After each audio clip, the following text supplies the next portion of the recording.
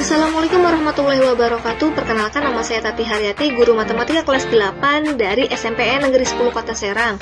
Saya akan membahas bab 4 persamaan garis lurus atau PGL dengan submateri cara menentukan gradien. Ini adalah kompetensi dasarnya.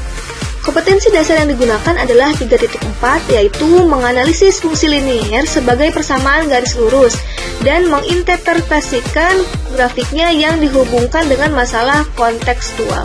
Indikator yang digunakan adalah 3.4.5, memahami definisi kemiringan persamaan garis lurus.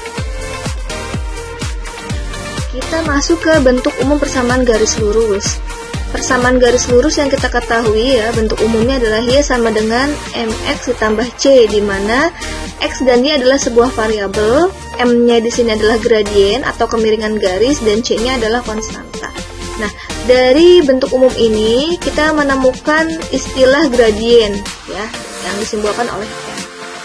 Dari situlah kita akan membahas apa itu gradien dan bagaimana cara menentukan gradien.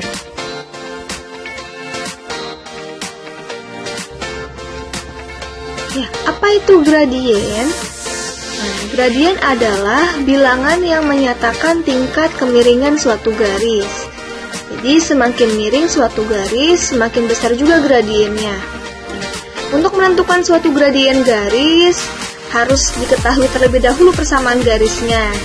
Lalu, bagaimana cara menentukan gradien?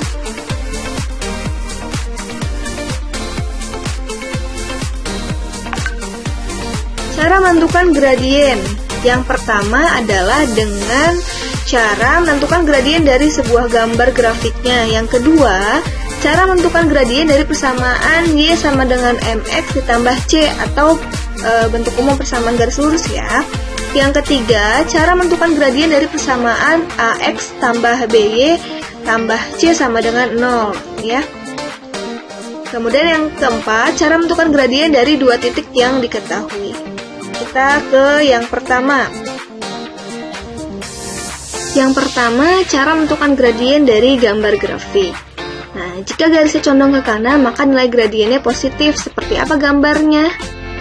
Ini ada garis G, ya, garis G ini condong ke arah kanan, sehingga untuk mencari gradiennya bisa kita cari dengan delta Y dibagi delta X, di mana delta Y adalah perpindahan terhadap sumbu Y dan delta X adalah perpindahan terhadap sumbu X ya. Jadi menentukan besarnya gradien ini ditentukan dari berapakah perpindahan terhadap sumbu Y dan berapakah perpindahan terhadap sumbu X gitu.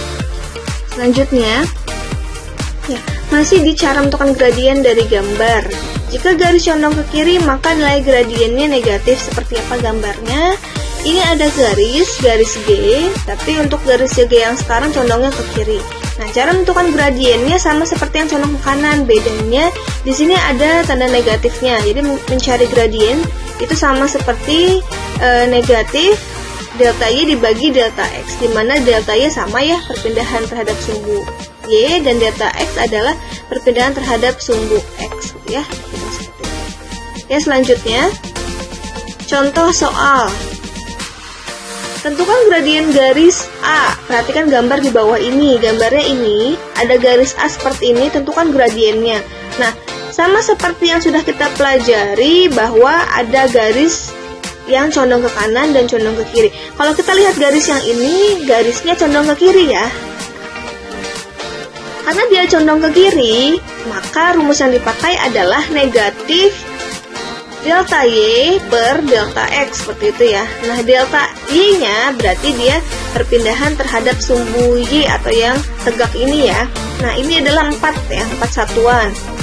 Jadi, M sama dengan negatif delta Y-nya adalah 4 dibagi delta Y-nya adalah 6. Kita lihat ya, yang mendatar ini jaraknya adalah 6 satuan. Jadi gradien garisnya adalah negatif 4/6 atau kita perkecil menjadi negatif 2/3.